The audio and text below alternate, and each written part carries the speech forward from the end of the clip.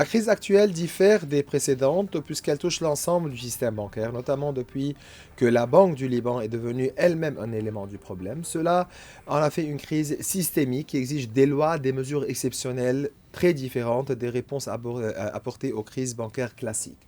Donc, pour ceux qui refusent encore d'admettre cette réalité, que leur répondez-vous? Je leur rappelle que la réalité est évidente. Parce que rappelons-nous comment la crise a commencé. C'était d'abord une crise politique. Elle est devenue financière avec le déficit chronique du budget de l'État et un endettement en roue libre.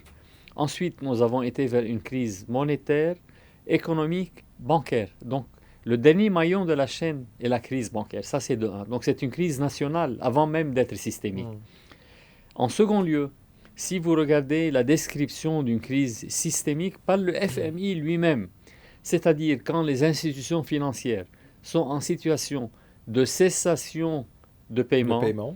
toutes sans exception, c'est-à-dire que nous sommes devant une crise systémique. Ensuite, regardez l'ampleur de la crise, M. Matta. Nous parlions d'une crise qui représente 3 fois le PIB du pays et qui touche tous les déposants, tous les banques, toutes les entreprises du secteur privé, tous les foyers libanais. Ça ne peut être qu'une crise Hmm, systémique. hmm. Et là, ce n'est pas une différence de vocabulaire.